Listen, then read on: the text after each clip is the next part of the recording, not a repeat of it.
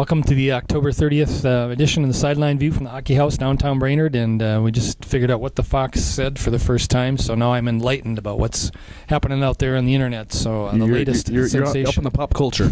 I guess. So let's start out with some football here. We've got lots of football coming up, and maybe talk about the game you covered here last week. Well, it was last Tuesday, so I probably won't talk about it because I didn't do anything on Saturday. I mowed my yard, so that's what I did. But we do have a game coming up Thursday. Pequot against Dilworth, Glen, and Felton. Dilworth's the number 2 seed. Pequot's the number 4 seed. They upset number 1 Park Rapids on Saturday, so good to see them back in the section final. It's been, I think, 3 or 4 years for them. According to Chip Lowmill, I think he feels confident they have a chance to win this game. They're indoors, so they can run their spread offense without any elements of the weather. So we'll see how their offense goes, and if their defense can play like they've been playing lately, holding teams down to some lower scores, they'll be okay. They might have a shot to advance the state. On Friday at 12:30 or 12:45, Verndale, top seed in Section 4 9-man, plays number 3 Underwood. Verndale's already beat Underwood second week of the season, but head coach Mike Malin for Verndale says Underwood's a much better team now than they were early on in the season, so we'll see how that one goes. Underwood, I guess, has the top rusher in the state according to Minnesota Football Hub. Whatever that's worth, I don't know. There's not a whole lot of teams that are actually putting their stats on there, so it's hard to tell for sure if that's true or not. Then at 5:45 Friday night in St. Cloud State, you have Piers, the 4th seed, against number 3. Yeah, I think it's number 3 St. Cloud Cathedral. And this one's going to be a contrast in styles. Piers just wants to run the ball. I think they threw it twice on Saturday. One was intercepted, one was dropped. So they don't want to throw the ball. They just want to run right down the field. And the Cathedral, all they do is pass the ball. They have Fashing. He's their quarterback. His dad's the head football coach at St. John's. Yep. A good baseball player too as well, so he's got a good arm and he's got a lot of good weapons too to throw it to. So a contrast in styles. We'll see which style works best Friday night. And we also have Brainerd coming up at 7 o'clock Friday at Adamson Field. They're hosting Chisago Lakes. It's number 1 Brainerd versus number 2 Chisago Lakes. And Warriors came really another great effort, I thought it was, last Saturday against Cambridge. It was tied 14-14, and Logan Davis broke off a 70-yard touchdown run, and Brainerd scored 21 unanswered points to win that thing 35-14. Coming in here with a pretty good head of steam, I think.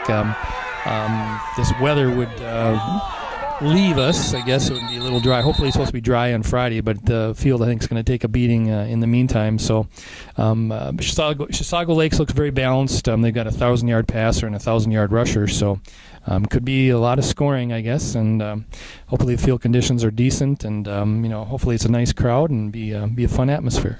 Aside from the Grand Rapids game, I get the sense that it takes a while for Brainerd's offense to get going, get some points on the board. Is that true? I'd say, the last couple of weeks, they've had kind of a slow, you go back to Moorhead, they were trailing 21-zip at the half.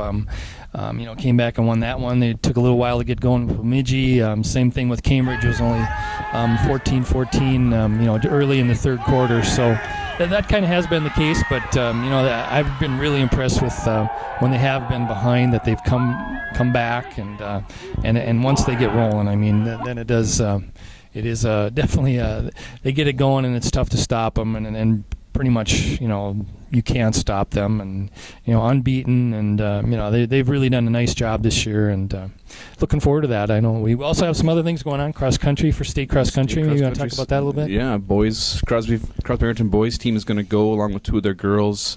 2 Staples runners are going to go, and a Wadena runner and a girl Wadena runner, and Katie Ryan from Pequot Lakes.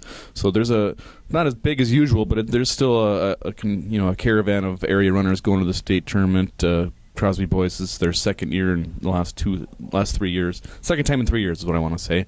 Then Brainerd Serrier is going to go back again. She's back for the second time, so she's your athlete of the week. Who else do you got for athlete of the week? Logan Davis is athlete of the week as well. Yeah. For pretty soon we won't have many candidates, I think, but we've got 2 this week, and both very deserving. One's a state qualifier, and the other one's really having a nice season for the football team. So, I want to also mention CLC volleyball closes their regular season tonight at home. They've had a great season, only lost 2 all year. They're going for the undefeated interested in division play, that's what they're going for tonight, and then they'll host the region tournament here. I think it's a week from Friday. So, and also football team goes up to Northland this weekend. That's the semifinals of the state playoffs. They win that one, they'll be in the final in a week in St. Cloud State. So. Yeah, then swimming takes a month off and swims again. Swimming will be going again on the 8th and the 9th of November. So, they're kind of tapering right now, which maybe we should do too. I don't know, but I feel like it. Anyway, we'll talk to you next week, and hopefully we have some football teams to keep following. Thanks for joining us. Bye.